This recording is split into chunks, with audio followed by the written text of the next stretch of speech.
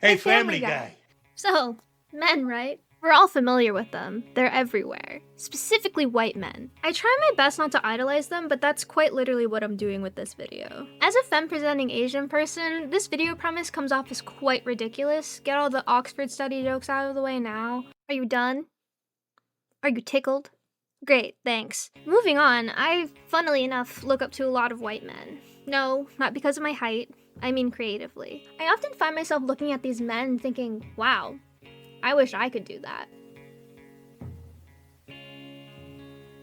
This is going to be a little embarrassing.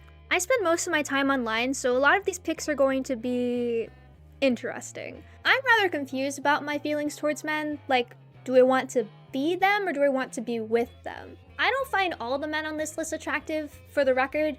I'll explain in a second. As you can see, this list is separated into 3 parts. Let's start with this one.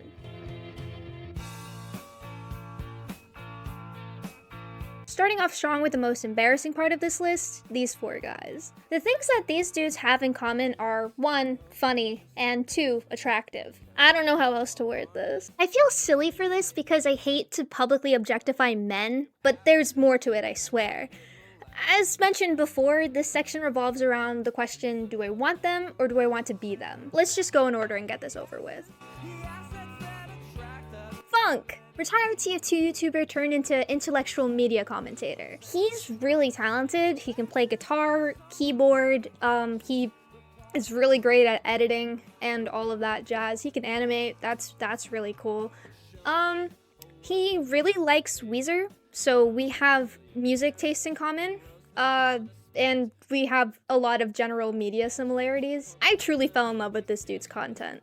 I'm undoubtedly obsessed, but that's not everything.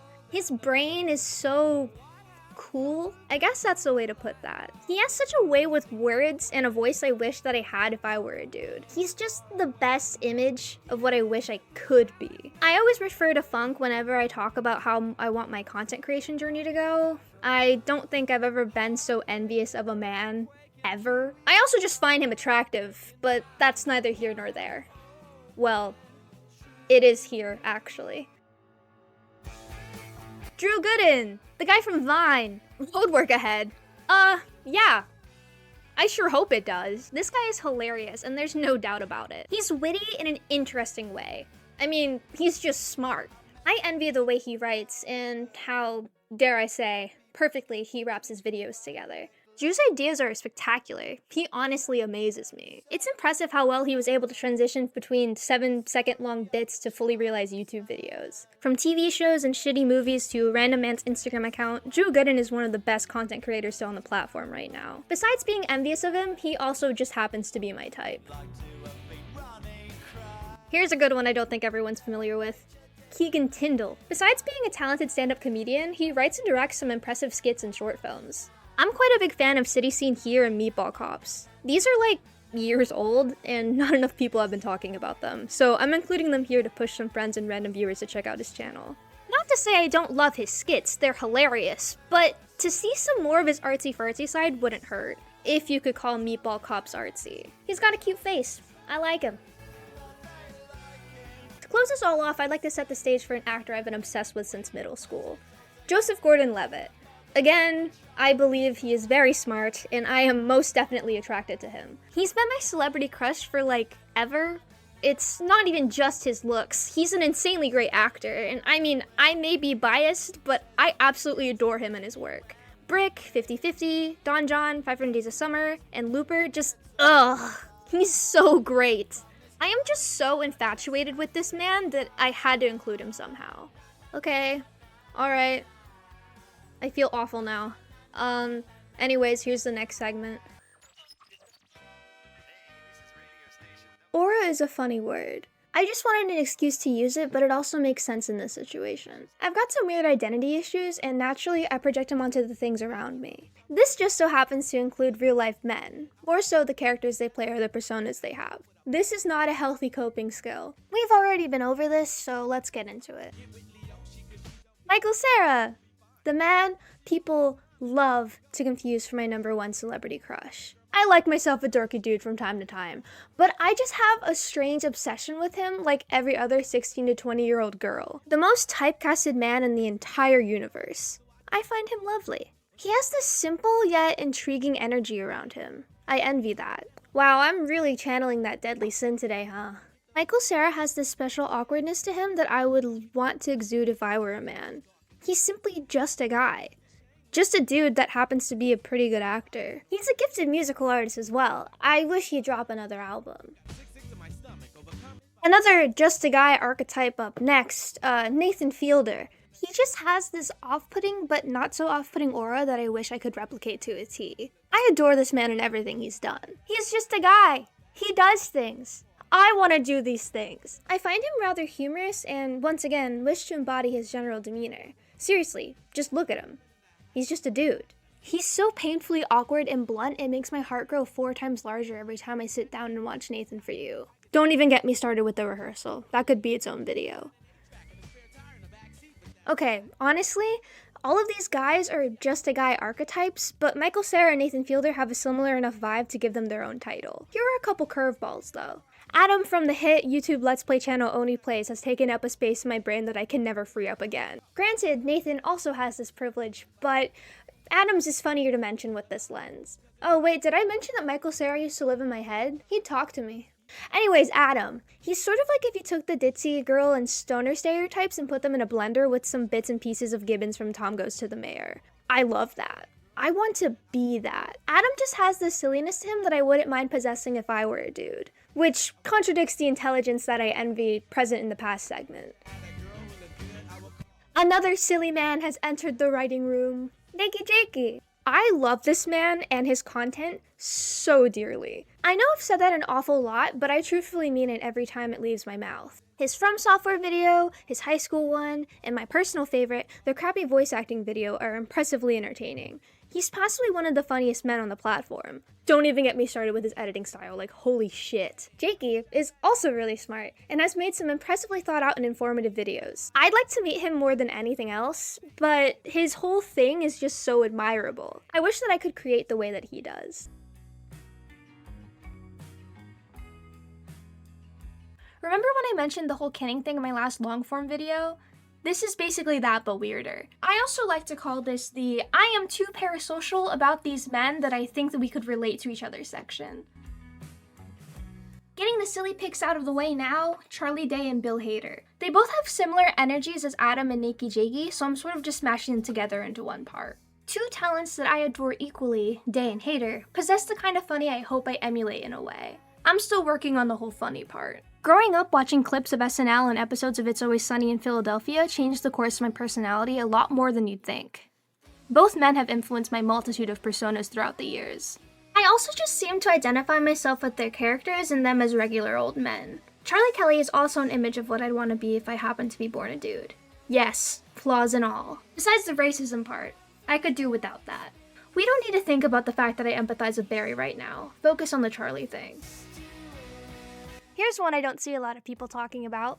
Brendan Small. He's a calm and laid-back dude, and I find that super charming in his own way. As a writer, musician, comedian, he is just about everything I want to do with myself. And I'm trying. I've been jamming out with a band, I've been writing more, and I've been working on my comedy on top of all that. If you're familiar with Brendan Small, he co-created Home Movies, one of my favorite shows ever, and created Metalocalypse. He's an insanely talented dude, and I find myself projecting onto him as I work on my own projects. Brendan Small, his namesake, also influenced the way I interact with others in my work. Don't look at me like that. I know, this is possibly the cringiest thing I could ever say, and I hate using that word, but Bo Burnham is just that guy for me. I also know that musical comedy isn't for everyone, but I'm a theater kid, so of course I fell in love with his work. We have the same MBTI and Enneagram. He's literally me. I chatted about him in my last video, so I won't bore you with restating everything here, but I adore this man. I adore all the men on this list, it's just different with this guy though. I relate to him in ways that he'd hate, and I find that even funnier.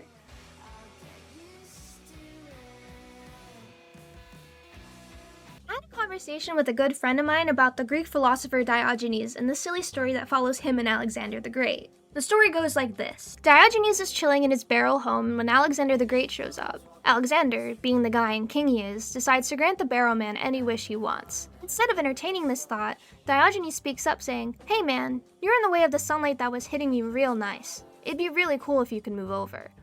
Stunned, Alexander can't muster anything else to say or do besides, "If I were not Alexander, I would wish to be Diogenes." To tie this together, I strive to be an intelligent, talented, sort of highly coveted white man, that being the Alexander stand-in, while I also struggle with the fact that I would like to be a sort of sloth-like, laid-back, funny piece of shit like Charlie Kelly and Adam from Oni Plays, them being my Diogenes stand-in. Comparing these two men to a Greek philosopher is possibly the funniest thing that I've ever done.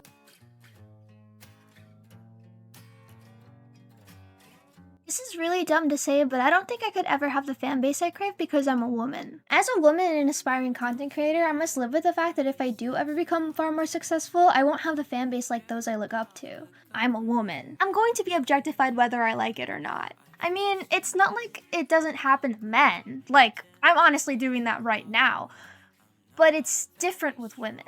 Women are constantly put on these pedestals based on their appearance, and solely just that.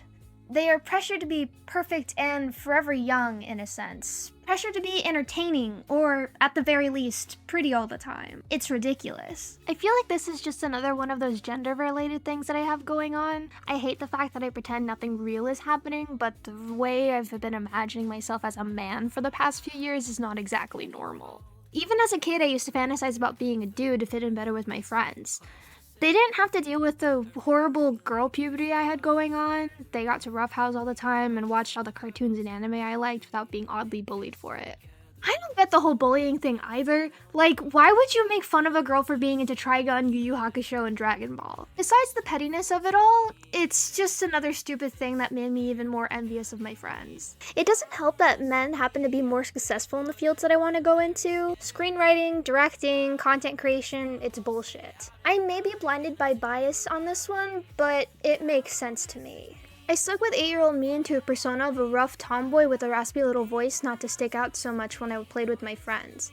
I tweaked it a little in middle school and got rougher. My freshman year of high school was the last year I kept a similar persona to the ones I had as a littler guy. It's weird to look back on now. It's not like I hate being a woman. I think I'm an adequate enough one. There's just something wrong, and I've known this for years. I wouldn't mind being called a boy. Anyways, Asians, am I right? There's never going to be an easier way to talk about this, so I'll just get straight to the point. Hi, I'm Imifu, and I am half white, half Filipino.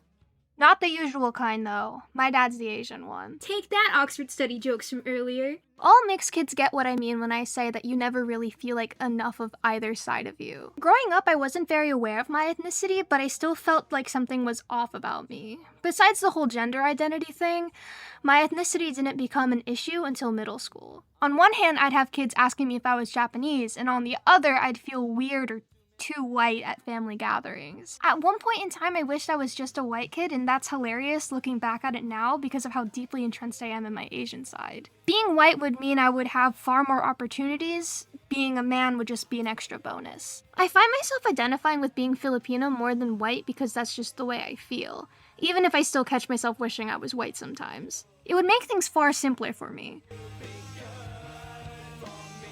The fun thing about the world is that white men own everything. It's a fact. They dominate most industries and it sucks dick. That's why I feel like I'd be a funnier person if I were a white man. I'm not sure how else I could put it besides saying it flat out like that. There's no easier way to explain or express this since I'm sort of just stuck with a gut feeling that my life would be more fulfilling if I happened to be a white man. For example, comedy. As a possible career choice, I don't think I'd go very far as the person I am now. A Filipino with okay enough material.